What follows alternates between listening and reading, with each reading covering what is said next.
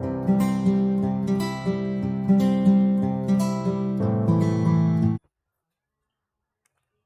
Friends, welcome back to my channel Deep classes. आज के video का हमारा टॉपिक है क्या भूलूं क्या याद करूं, आत्मकथा की अंतर वस्तु। हमारा आज का वीडियो स्टार्ट करने से पहले अगर आपने अभी तक हमारे चैनल को सब्सक्राइब नहीं किया है तो इसे सब्सक्राइब कर लें, जिससे हमारे सभी वीडियो के नोटिफिकेशंस आप तक पहुंच सके। साथ ही MHD से रिलेटेड अदर वीडियोस के लिए आप हमारे चैनल की प्लेलिस्ट में जाकर उन्हें देख सकते हैं।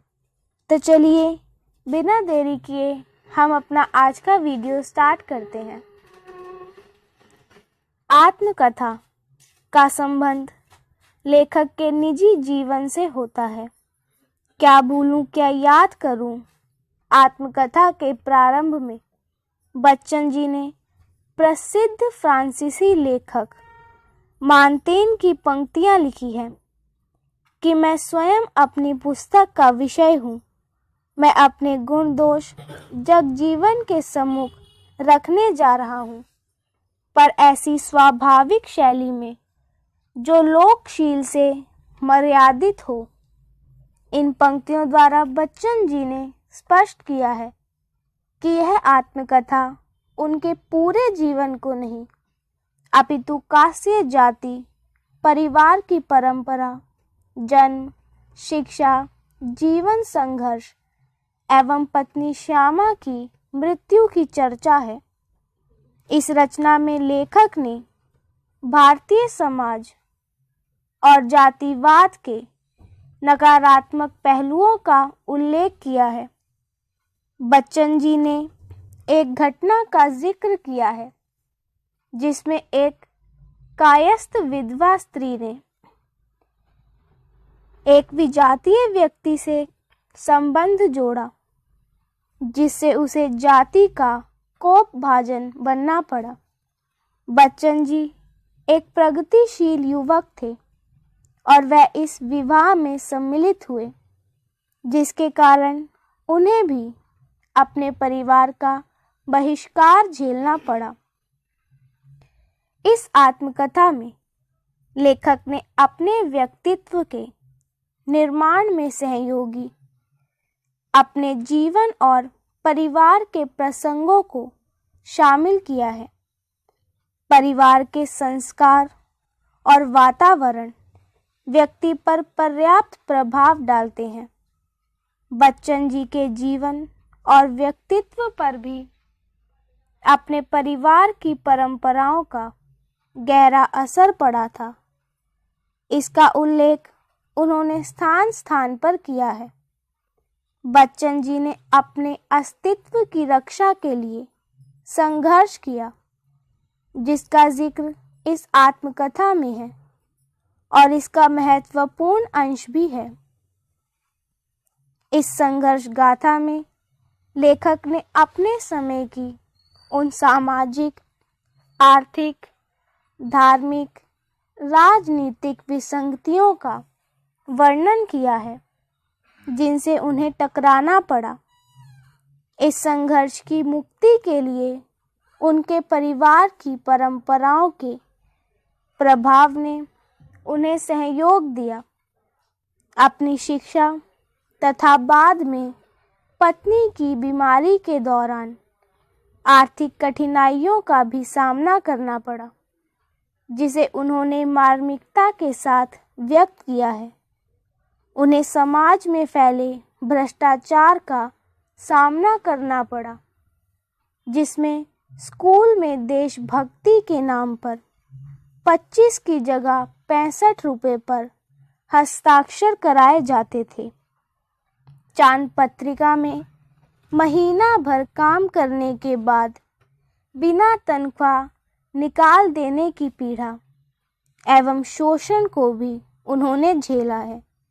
इस प्रसंग द्वारा पत्र पत्रिकाओं के मालिकों के रवैये तथा शिक्षा संस्थानों में फैले भ्रष्टाचार का यथार्थ रूप सामने आता है।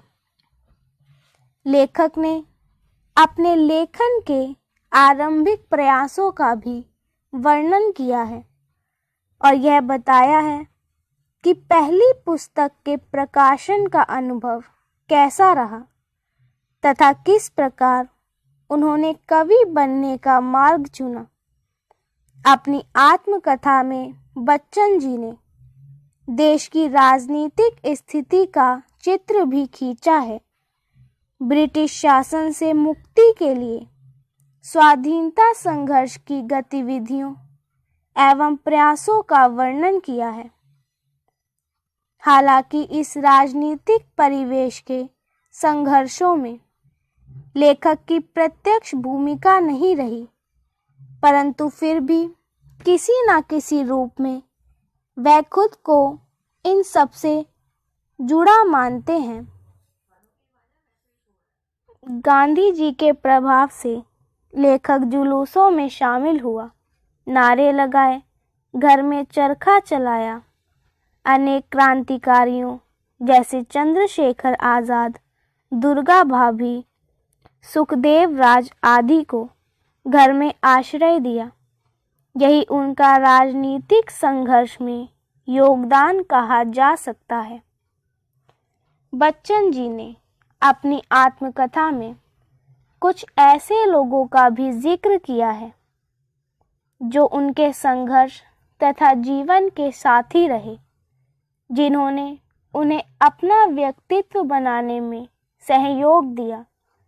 साथ ही कुछ ऐसे लोग भी थे जिनके नकारात्मक और सकारात्मक व्यवहार से लेखक को अपने जीवन की दिशा तय करने में मदद मिली। अपनी पत्नी श्यामा के बारे में कहते हैं कि जिस तरह उसने संघर्ष और निर्माण में साथ दिया, वह सही मायनों में सच्ची मित्र थी। उसी के सहयोग से वह आगे बढ़ते गए तथा रचनात्मक व्यक्तित्व के निर्माण में भी मदद मिली।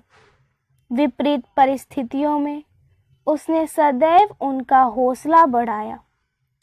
बच्चन जी ने अपनी आत्मकथा में भारतीय समाज में स्त्रियों की दशा और दिशा पर अभिव्यक्त किया है। उन्होंने विषम परिस्थिति में पड़ी स्त्रियों की मदद भी की। वह स्त्री की मुक्ति के लिए आर्थिक स्वतंत्रता को महत्व देते हैं, परंतु इसके नकारात्मक पक्ष को भी दिखाते हैं, जो पति पत्नी के संबंधों को तोड़ने का कारण भी है। उन्होंने माना है कि आदर्श प्रेम द्वारा ही जीवन को संतुलित किया जा सकता है। उन्होंने स्त्रियों के सम्मान की वकालत की है। इसी के साथ हमारा आज का वीडियो यही खत्म होता है, जिसमें हमने जाना क्या भूलूं क्या याद करूं आत्मकथा की अंतर वस्तु के बारे में। अगर हमारा आज का वीडियो आपको पसंद आया हो तो वीडियो को लाइक एंड शेयर करें और हमारे चैनल को सब्सक्राइब करें। Thank you for watching.